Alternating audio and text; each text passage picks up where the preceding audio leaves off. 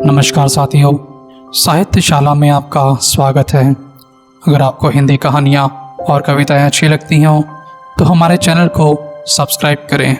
मुंशी प्रेमचंद की एक और कालांजयी रचना महातीर्थ। मुंशी इंदिरामणि की आमदनी कम थी और खर्च ज़्यादा।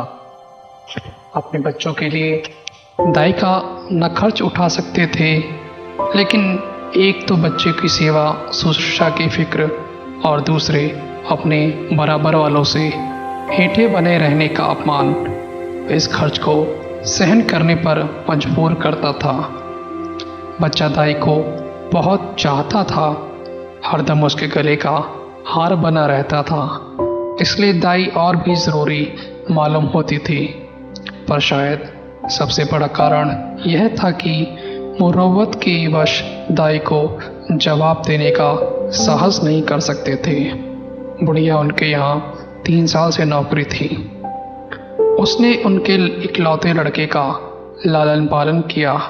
अपने काम में बड़ी मुस्तैद और परिश्रमी थी। उसे निकालने का कोई बहाना नहीं था और व्यर्थ कुचड़ निकालना इंद्रमणि जैसे भले आदमी के स्वभाव के विरुद्ध था। पर सुखदा इस संबंध में अपने पति से सहमत न थी। उसे संदेह था कि दाई हमें लूट लेती है। जब दाई बाजार से लौटती तो वह दालान में छिपी रहती कि देखूं आटा कहीं छिपा कर तो नहीं रख देती, लकड़ी तो नहीं छिपा देती। उसकी लाई हुई चीज़ों को घंटों देखती, पूछताछ करती, बार बार पूछती, इतना ही क्यों, क्या भाव है, क्या इतना महंगा हो गया है। दाई कभी तो इन संदेहात्मक प्रश्नों का उत्तर नम्रतापूर्वक देती, किंतु जब कभी बहू जी ज़्यादा तेज हो जाती तो वह भी कड़ी पड़ जाती थी। शपथें खाती, सफाई की शहादतें पेश करती, वाद विवाद में घंटों लग जाते थे। प्रता नित्य यही दशा रहती थी और प्रतिदिन यह नाटक दाई के अश्रुपात के साथ समाप्त होता था। दाई को इतनी सख्तियां झेल कर पड़े रहने का सुखदा के संदेह को और भी पुष्ट करता था। उसे कभी विश्वास ही नहीं होता था कि यह बुढ़िया केवल बच्चों के प्रेमवश पड़ी हुई है।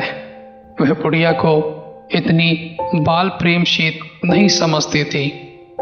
संयोग से एक दिन दाई को बाजार से लौटने में जरा सी देर हो गई। वहाँ 2 कुंजड़िनों में देवासुर संग्राम मचा था। उनका चित्रमय हाव भाव, उनका आग्नेय तर्क वितर्क, उनके कटाक्ष और व्यंग सब अनुपम थे। विष के 2 नद थे या ज्वाला के 2 पर्वत जो दोनों तरफ से उमंग कर आपस में टकरा गए थे। क्या वाक प्रवाह था, कैसी विचित्र विवेचना, उनका शब्द बाहुल्य, उनकी मार्मिक विचारशीलता, उनके अलंकृत शब्द विन्यास और उनकी उपमाओं की नवीनता पर ऐसे कौन सा कवि है जो मुग्ध न हो जाता।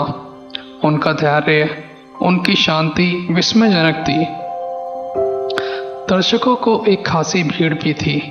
वह लाज को भी लज्जित करने वाले इशारे, वह अश्लील शब्द जिनसे मालिनता के भी कान खड़े हो जाते, सहस्त्रों रसिक जनों के लिए मनोरंजन की सामग्री बने हुए थे।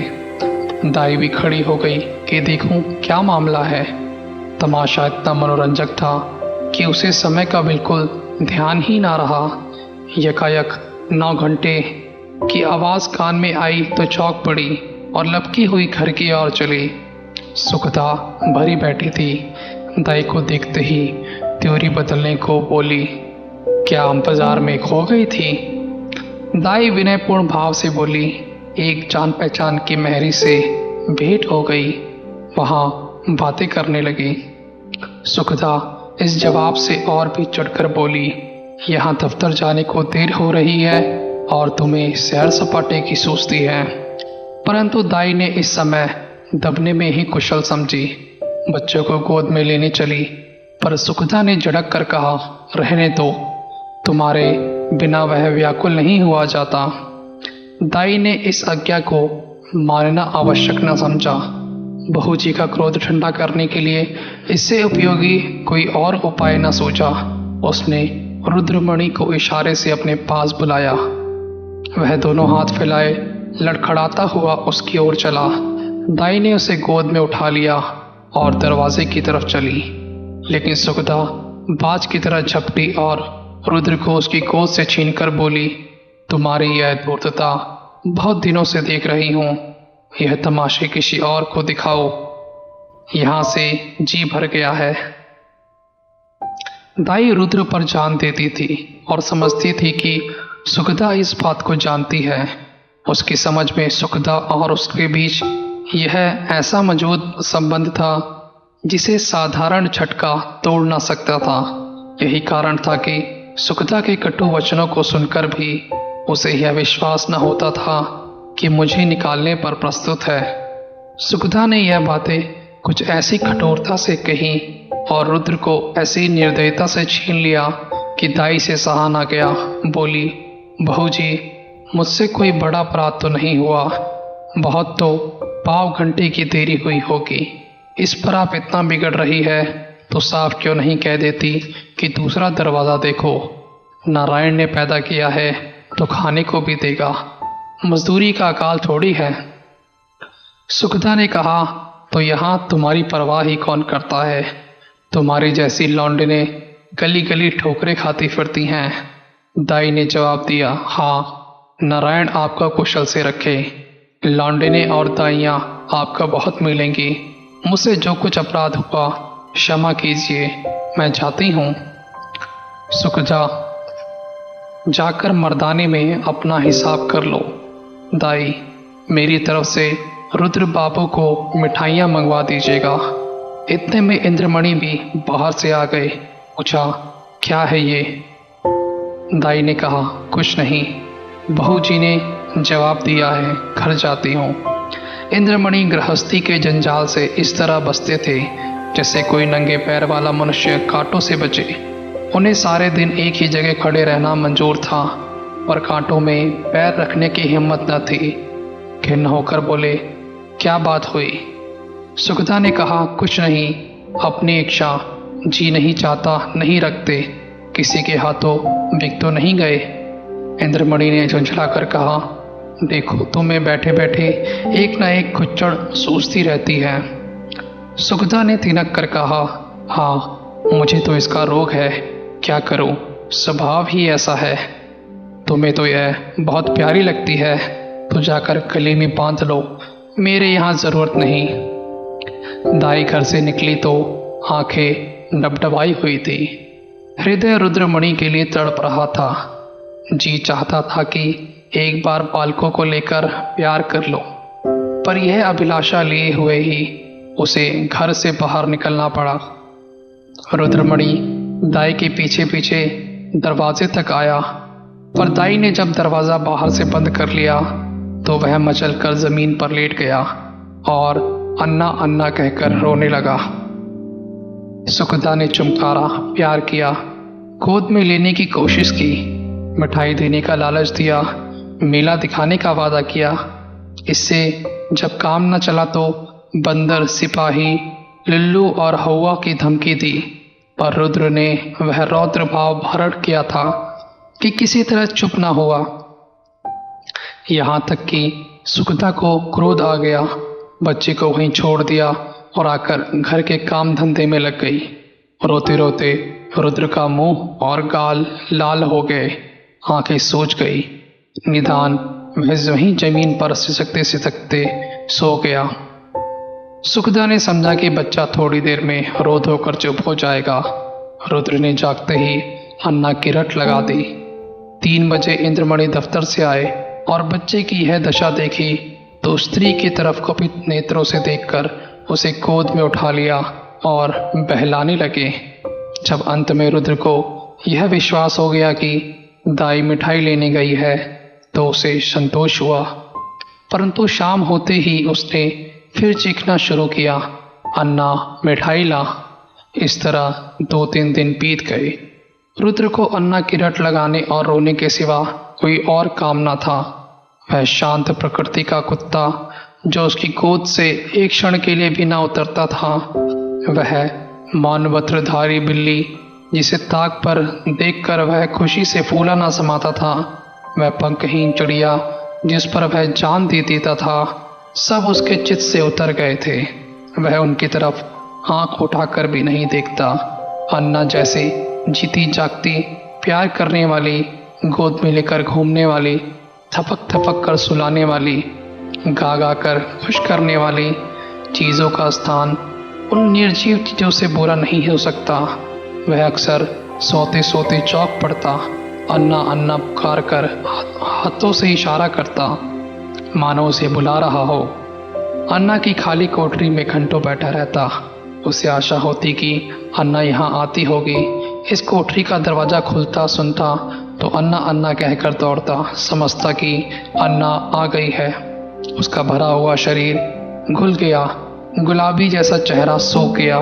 माँ और बाप उसकी मोहिनी हंसी के लिए तरस कर रह जाते थे। यदि बहुत गुदगुदाने या छेड़ने से हंसता भी तो ऐसा जान पड़ता था कि दिल से नहीं हंसता, केवल दिल रखने के लिए हंस रहा है। उसे अब दूध से प्रेम न था, न मिश्री से, न मेवे से, न मीठे बिस्कुट से, न ताज़ा इमरती से। उनमें मज़ा तब था जब अन्ना अपने हाथों से खिलाते थे। अब उनमें मज़ा नहीं था। 2 साल का लहलहाता हुआ सुंदर पौधा मुरझा गया। वह बालक जिसकी यह दशा देखकर भीतर ही भीतर कुढ़ती अपनी मूर्खता पर पछताती। इंद्रमणि जो शांति प्रिय आदमी था, अब बालक को गोद से अलग न करते थे। उसे रोज साथ हवा खिलाने ले जाते, नित्य नित्य खिलौने लाते, पर मुरझाया हुआ पौधा किसी तरह न पनपता था। दाई उसके लिए संसार की सूर्य थी। उस स्वाभाविक गर्मी और प्रकाश से वंचित रहकर हरियाली को बाहर कैसे दिखता। दाई के बिना उसे अब चारों ओर सन्नाटा दिखाई देता था। दूसरी अन्ना तीसरे ही दिन रख ली गई थी, पर रुद्र उसकी सूरत दिखते ही मुंह छिपा लेता, मानो वह कोई डायन या चुड़ैल हो। प्रत्यक्ष रूप में दाई को न देखकर रुद्र अब उसकी कल्पना में मग्न रहता। वह वहां उसकी अन्ना चलती फिरती दिखाई देती थी। उसकी गोद में थी वही स्नेह, वही प्यारी प्यारी बातें, वही प्यारे गाने, वही मज़ेदार मिठाइयाँ, वही सुहावना सफ़र, वही आनंदमय जीवन। अकेले बैठकर कल्पित अन्ना से बातें करता। अन्ना कुत्ता भूखे, अन्ना गाय दूध देती, अन्ना उजला उजला घोड़ा दौड़े। सवेरे होते ही लौटा लेकर दाई की कोठरी में जाता और कहता, अन्ना पानी। दूध का गिलास लेकर उसकी कोठरी में जा रखा था और कहता, अन्ना दूध पिला। अपनी चारपाई पर तकिया रखकर चादर से ढक देता और कहता, अन्ना तोती है। सुखदा जब खाने बैठती तो कटोरा उठा उठाकर अन्ना की कटोरी में ले जाता और कहता, अन्ना खाना खाएगी। अन्ना अब उसके लिए स्वर्ग की एक वस्तु थी, जिसके लौटने की अब उसको बिल्कुल भी आशा न थी। रुद्र के स्वभाव में धीरे धीरे बालकों की चपलता और सजीवता की जगह एक निराशाजनक धैर्य, एक आनंद विहीन शिथिलता दिखाई देने लगी। इस तरह 3 हफ्ते गुजर गए। बरसात का मौसम था। कभी बेचैन करने वाली गर्मी, कभी हवा के ठंडे झोंके। बुखार और जुकाम का जोर था। रुद्र की दुर्बलता इस ऋतु परिवर्तन को बर्दाश्त न कर सकी। सुखदा उसे फलालेन का कुर्ता पहना कर रखती थी। उसे पानी के पास भी न जाने देती। नंगे पैर एक कदम भी चलने न देती थी। पर सर्दी लग ही गई। रुद्र को खांसी और बुखार आने लगा था। प्रभात का समय था। रुद्र चारपाई पर आंखें बंद किए पड़ा था। डॉक्टरों का इलाज निष्फल हुआ। सुखदा चारपाई पर बैठी उसकी छाती में तेल की मालिश कर रही थी और इंद्रमणि विषाद की मूर्ति बने हुए करुणापूर्ण आंखों से बच्चे को देख रहे थे। इधर सुखदा से बहुत कम ही बोलते थे। उन्हें उससे उस तरह की घृणा सी हो गई थी। वह रुद्र की बीमारी की एकमात्र कारण उसी को समझते थे। वह उनकी दृष्टि में बहुत नीच स्वभाव की स्त्री थी। सुखदा ने डरते डरते कहा, आज बड़े हकीम साहब को बुला लाते, शायद उनकी दवा से फायदा हो। इंद्रमणि ने काली घटाओं की ओर देखकर रुखाई से जवाब दिया, बड़े हकीम नहीं, यदि धनवंतरी भी आवे तो भी उसका कोई फायदा ना होगा। सुखदा ने कहा, तो क्या आप किसी की दवा ना होगी? इंद्रमणि, बस इसकी एक ही दवा है और अलभ्य है। सुखदा, तो तुम्हें बस वही धुन सवार है, क्या बुढ़िया आकर अमृत पिला देगी? इंद्रमणि, वह तुम्हारे लिए चाहे विष हो, पर लड़के के लिए अमृत ही होगी। सुखदा, मैं नहीं समझती कि ईश्वर उसके अधीन है। इंद्रमणि, यदि नहीं समझती हो और अब तक नहीं समझी तो रोगी, बच्चे से हाथ धोना पड़ेगा। सुखदा, चुप भी रहो, क्या अशुभ मुँह से निकालते हो? यदि ऐसी ही जली कटी सुनानी है तो बाहर चले जाओ। इंद्रमणि, मैं तो जाता हूँ, पर याद रखो, यह हत्या तुम्हारी ही गर्दन पर होगी। यदि लड़के को तंदुरुस्त देखना चाहती हो तो उस दाई के पास जाओ, उससे विनती और प्रार्थना करो, क्षमा मांगो। तुम्हारे बच्चे की जान उसी की दया के अधीन है। सुखदा ने कुछ उत्तर नहीं दिया, उसकी आंखों में आंसू थे। इंद्रमणि ने पूछा, क्या मर्जी है, जाऊं, उसे बुला लाऊं? सुखदा, तुम क्यों जाओगे, मैं आप चले जाओगे। इंद्रमणि, नहीं, क्षमा करो, मुझे तुम्हारे ऊपर विश्वास नहीं। ना जाने तुम्हारी जुबान से क्या निकल पड़े कि जो वह भी आती तो ना आवे। सुखदा ने पति की ओर फिर तिरस्कार की दृष्टि से देखा और बोली, हाँ और क्या, मुझे अपने बच्चे की बीमारी का शौक थोड़ी है। मैंने लाज के मारे तुमसे कहा नहीं, पर मेरे हृदय में यह बात बार बार उठी है। यदि मुझे दाई के मकान का पता मालूम होता तो मैं कब की उसे मना लाई होती। वह मुझसे कितनी ही नाराज़ हो, पर रुद्र से उसे प्रेम था। मैं आज ही उसके पास जाऊंगी। तुम विनती करने को कहते हो, मैं उसके पैर पकड़ने के लिए तैयार हूँ। उसके पैरों को आंसुओं से भिगोऊंगी और जिस तरह राज़ी होगी राज़ी करूँगी। सुखदा ने बहुत धैर्य धरकर बातें कही, परंतु उमड़े हुए आंसू न रुक सके। इंद्रमणि ने स्त्री की ओर सहानुभूतिपूर्वक देखा और लज्जित हो बोले, मैं तुम्हारा जाना उचित नहीं समझता, मैं खुद ही चाहता हूँ। कैलाशी संसार में अकेली थी। किसी समय उसका परिवार गुलाब की तरह फूला था, परंतु धीरे धीरे उसकी सब पत्तियां गिर गई। अब उसकी सब हरियाली नष्ट भ्रष्ट हो गई और अब वह एक सूखी टहनी उस हरे भरे पेड़ का चिन्ह रह गई। परंतु रुद्र को पाकर इस सूखी हुई टहनी में जान पड़ गई थी। इसमें हरी भरी पत्तियां निकल आई थी। वह जीवन जो अब तक नीरस और शुष्क था, अब सरस और सजीव हो गया था। अंधेरे जंगल में भटके हुए पथिक को प्रकाश की झलक आने लगे। अब उसका जीवन निरर्थक नहीं बल्कि सार्थक हो गया था। कैलाशी रुद्र की भोली भाली बातों पर निछावर हो गई, पर वह अपना स्नेह सुखदा से छिपाती थी, इसलिए कि माँ के हृदय में द्वेष न हो। वह रुद्र के लिए माँ से छिपकर मिठाइयाँ लाती और उसे खिलाकर प्रसन्न होती। वह दिन में 2-3 बार उसे उपटन मिलती कि बच्चा खूब हष्ट पुष्ट हो। वह दूसरों के सामने उसे कोई चीज़ नहीं खिलाती कि उसे नजर न लग जाए। सदा वह दूसरों से बच्चों के अल्पाहार का रोना रोया करती। उसे बुरी नज़र से बचाने के लिए ताबीज़ और गंडे लाती रहती। यह उसका विशुद्ध प्रेम था, उसमें स्वार्थ की गंध भी न थी। इस घर से निकलकर आज कैलाशी की वही दशा थी जो थिएटर में यकायक बिजली लैंपों के बुझ जाने से दर्शकों की होती है। उसके सामने वही सूरत नाच रही थी, कानों में वही प्यार, प्यारी प्यारी बातें। उसे अपने घर काटे खाता था। उस काल कोठरी में दम घुटा जा रहा था। रात ज्यों-ज्यों कट रही थी, सुबह को वह घर में झाड़ू लगा रही थी।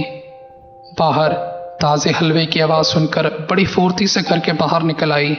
तब याद आया, आज हलवा कौन खाएगा, आज गोद में बैठकर कौन चहकेगा।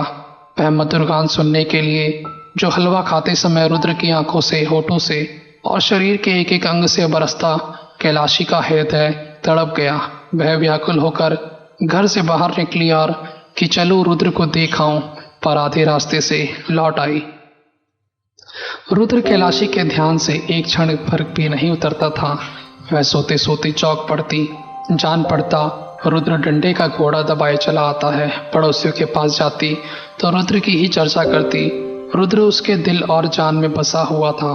सुखदा के कठोरतापूर्ण को व्यवहार का उसको हृदय में ध्यान भी नहीं था। वह रोज इरादा करती थी कि आज रुद्र को देखने चलूंगी। उसके लिए बाजार से मिठाइयाँ और खिलौने लाती। घर से चलती पर रास्ते से लौट आती। कभी 2-4 कदम से आगे नहीं बढ़ाया जाता। कौन मुंह लेकर जाऊं? जो प्रेम को धूर्तता समझता हो उसे कौन सा मुंह दिखाऊं? कभी सोचती यदि रुद्र मुझे ना पहचानते तो बच्चों के प्रेम का ठिकाना ही क्या, नई दाई से हिल मिल गया होगा। यह ख्याल उसके पैरों पर जंजीर का काम कर जाता। इस तरह 2 हफ्ते बीत गए। कैलाशी का जी उचटा रहता जैसे कोई लंबी यात्रा करनी हो। घर की चीज़ें जहाँ तहाँ पड़ी रहती। न खाने की सुधी थी न कपड़े की। रात दिन रुद्र के ही ध्यान में डूबी रहती। संयोग से इन्हीं दिनों बद्रीनाथ की यात्रा का समय आ गया। मोहल्ले के कुछ लोग यात्रा की तैयारियां करने लगे। कैलाशी की दशा इस समय उस पालतू चिड़िया सी थी जो पिंजड़े से निकलकर फिर किसी कोने की खोज में हो। उसे विस्मृति की यह अच्छा अवसर मिल गया। यात्रा के लिए तैयारियां हो गई। आसमान पर काली कटाई छाई हुई थी और हल्की हल्की फुहारें पड़ रही थी।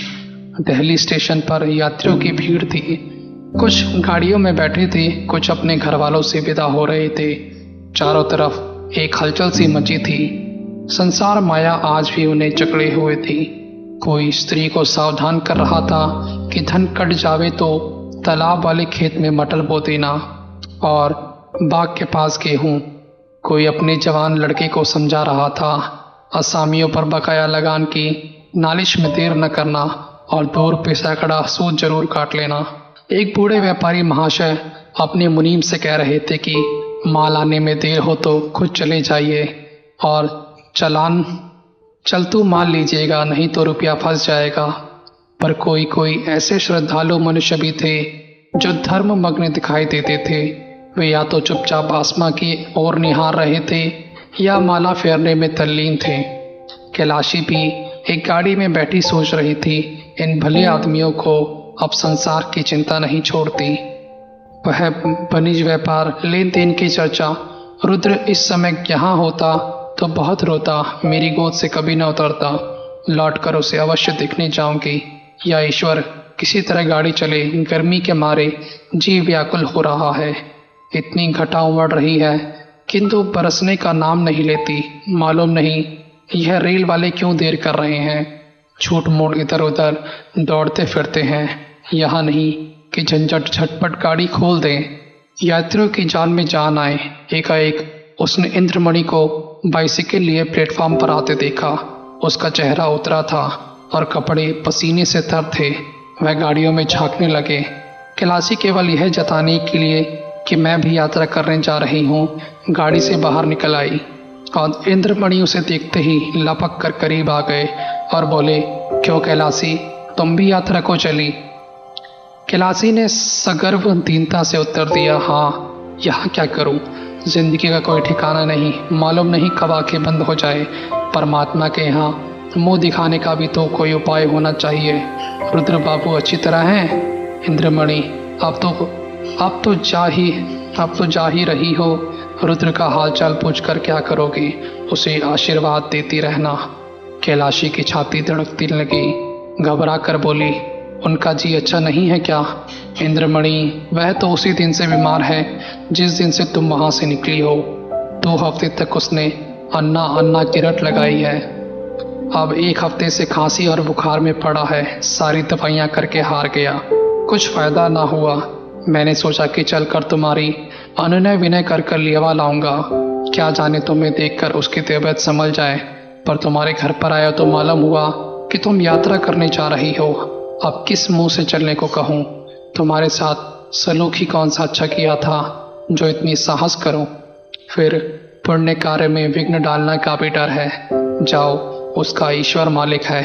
आयु शेष है तो बच ही जाएगा, अन्यथा ईश्वर गति में किसी का क्या वश। कैलाशी की आंखों के सामने अंधेरा छा गया। सामने की चीजें तैरती हुई मालूम होने लगी। हृदय भावी अशुभ आशंका से दहल गया। हृदय से निकल पड़ा, या ईश्वर मेरे रुद्र का बाल भी बांका ना हो। प्रेम से गला भर आया। विचार किया कि मैं कैसी कठोर हृदय हूँ। प्यारा बच्चा रो रो कर हलकान हो गया और मैं उसे देखने तक नहीं गई। सुखदा का स्वभाव अच्छा नहीं, ना सही, किंतु रुद्र ने मेरा क्या बिगाड़ा था कि मैंने माँ का बदला बेटे से लिया। ईश्वर मेरा अपराध क्षमा करे। प्यारा रुद्र मेरे लिए हुड़क रहा है। मुझे क्या मालूम था कि उससे मुझसे इतना प्रेम है। नहीं मालूम बच्चे की क्या दशा है। बेआतुर हो बोली, दूध तो पीता है ना। इंद्रमणि, तुम दूध पीने की बात कहती हो। उसने 2 दिन से आंखें तक नहीं खोली। कैलाशी, या मेरे परमात्मा, अरे कुली कुली, बेटा आकर मेरा सामान गाड़ी से उतार दे। अब मुझे तीरथ नहीं जाना। हाँ बेटा जल्दी कर। बाबूजी, देखो कोई इक्का हो तो ठीक कर लो। इक्का रवाना हुआ। सामने सड़क पर बग्गियां खड़ी थी। घोड़े धीरे धीरे चल रहा था। कैलाशी बार बार झुंझलाती थी और इक्कावान से कहती थी, बेटा जल्दी कर, मैं तुझे कुछ ज़्यादा दे दूंगी। रास्ते में मुसाफिरों की भीड़ देखकर उसे क्रोध आता था। उसका जी चाहता था कि घोड़े के पर लग जाते, लेकिन इंद्रमणि का मकान करीब आ गया तो कैलाशी का हृदय उछलने लगा। बार बार हृदय से रुद्र के लिए शुभ आशीर्वाद निकलने लगा।